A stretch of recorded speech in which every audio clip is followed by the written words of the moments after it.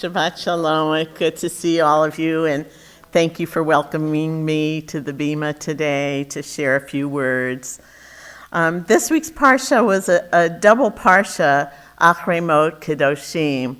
And since Rabbi Potok talked at length about Achrei Mot in her online commentary this week, I decided I'd like to talk about Kedoshim. Kedoshim is the plural of the word kadosh, holy, and holiness is the key which unifies the diverse laws detailed in this portion. If you look at the location of, if you happen to see when the Torah was out, the location of Parshat Kedoshim in the Torah scroll, you would notice that the parchment is pretty much evenly balanced on both sides. That's because Kedoshim is like the spine of the entire Torah. It's dead center, and it's simply that important.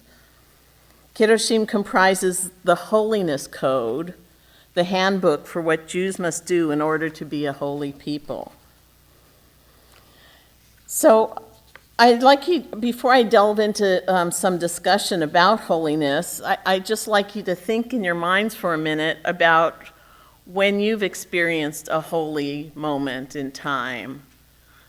Think about what was it that made it holy? Where were you? When was it? I thought I'd share a few of my moments. Is there anyone who'd like to share a special holy moment they experienced? I hear someone mention being at the Kotel. It's a very holy place and a holy time when you're able to be there. In this sanctuary. Yeah, great. I feel that also when we have our voices joined together and well up together as one. It's a holy moment. Yes. I really felt it with the birth of my first child. It was such a spiritual moment. And the That's a good one. subsequent children, that didn't work out?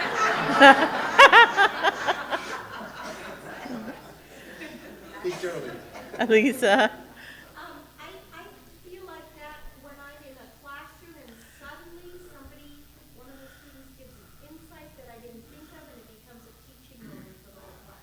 Yeah. It's a special moment, a holy moment, yes. Holy is every morning when we wake up and we're well.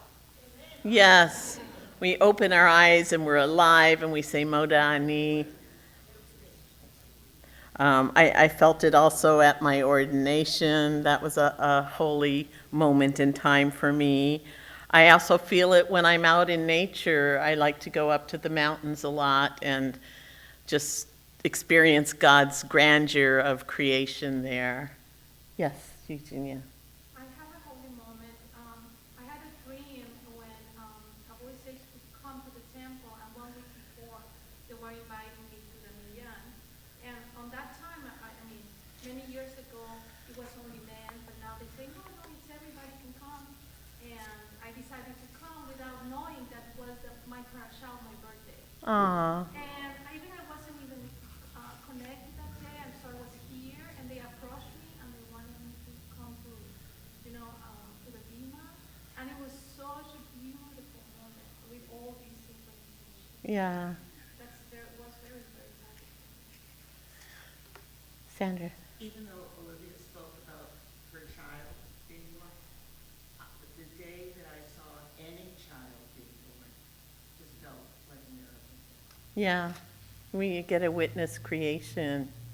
I was at the border of Poland and Belarus, and we had problems getting across, and it took a while, but it was like a spiritual coming together, and it was remarkable. It was also Sandy's birthday, and our guide in Belarus brought a rose. So that was very interesting. Yeah. So special times are holy times. Yes. I feel it whenever I'm deep in study. Right. We're people of the book, and when we engage in that, there's that holy connection. Thank you. So I'm sure you can think of a lot more moments. Hopefully there's many, many holy moments in your life.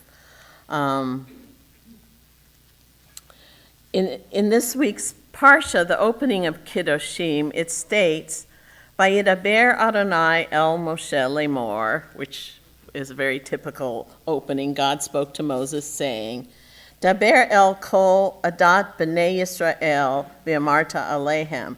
Speak to the whole Israelite community and say to them. Usually it would say, Daber el kol Yisrael, but this says kol adat Yisrael, and it really emphasizes community. Speak to everyone in the community. And then it goes on to say, Kiddoshim tihiyu ki kadosh ani Adonai Elohechem. You shall be holy, for I, your God, am holy. Now there's other references similar in Vayikra, in Leviticus, it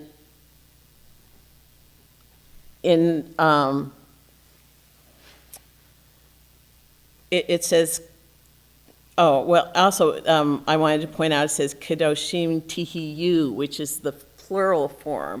You will be, all of you. So meaning it's not just, holiness is not just for the priests, the rabbis, the scholars, but it's really for each one of us to be holy. You, all of you, shall be holy. And there are other references as well. In Leviticus, it says, you shall sanctify yourselves and be holy, for I, God, am your God. You shall faithfully observe my laws. I make you holy. And later in Leviticus, it says, you shall be holy to me, for I, God, am holy, and I have set you apart from other peoples to be holy. And last, I was going to mention, in Exodus, we're told to be Mamlechet Kohanim and a Goy Kadosh, a kingdom of priests and a holy nation. So it doesn't mean just Aaron and his sons and all the priests to follow, but all of us are to act as priests, as purveyors of holiness in the world.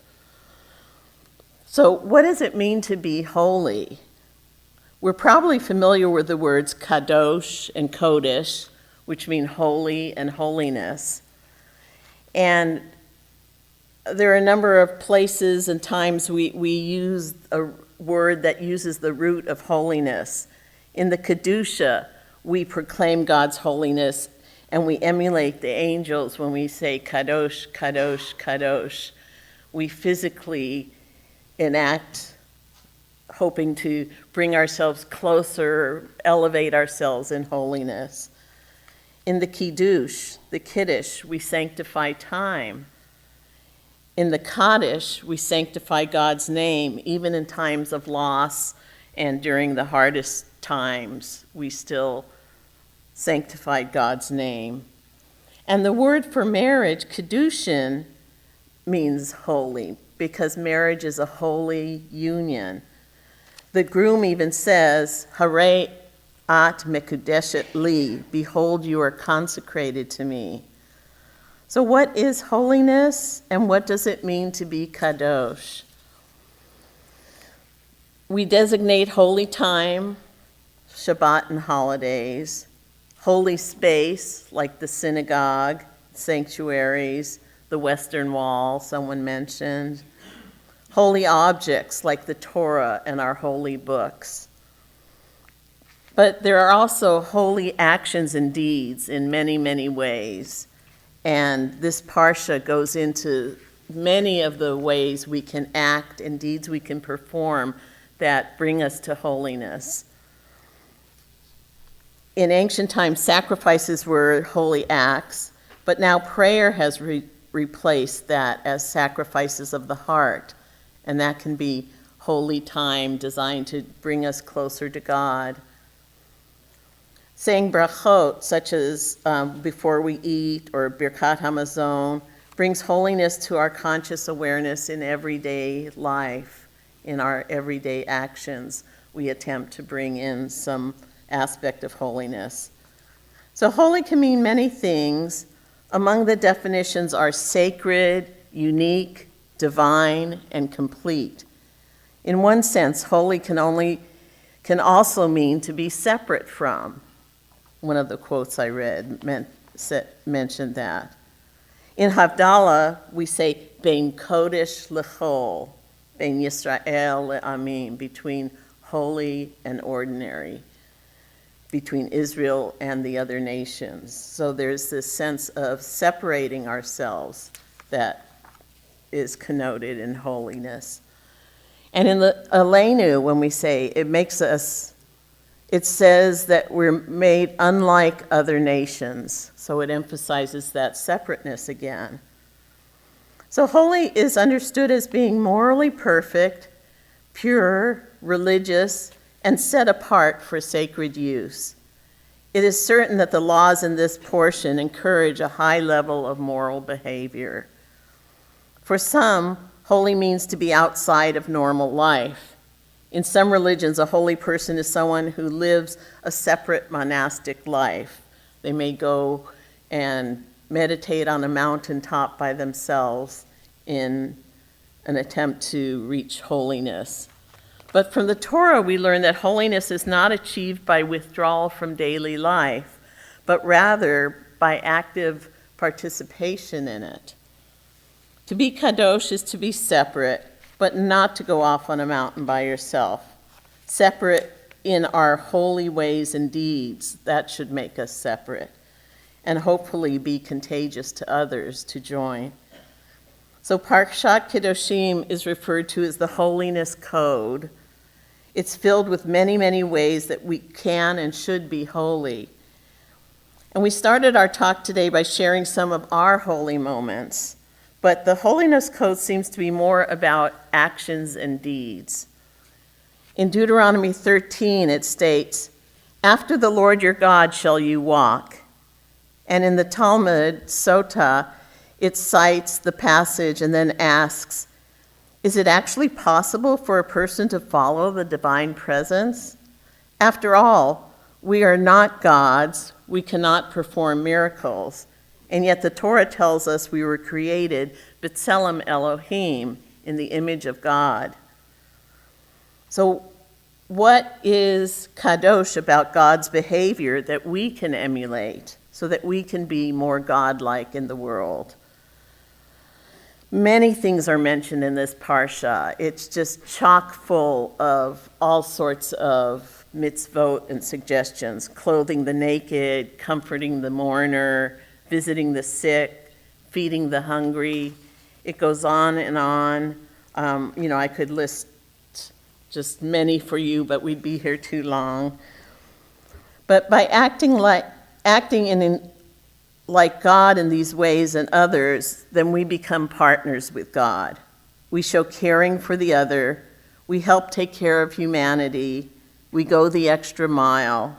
We expand our caring beyond ourselves and our family to care for others in the world. There's a very famous quote from the Torah that's found in this parsha, "V'ahavta l'reacha kamocha." You've probably all heard this. It's often called the golden rule. Love your neighbor or fellow as yourself. That's in Leviticus 19:18. In the Midrash Bereshit Rabbah, the great Rabbi Akiva says that this is the most important verse in the Torah. It's an important part of being holy in the world. Kedoshim is the most systematic understanding of Jewish ethics to be found in the Torah, and in many places contains parallels with the Ten Commandments. There's references to honoring your mother and father and many other references to the Ten Commandments. Holiness is one of the most precious ideas that Judaism gave to the world.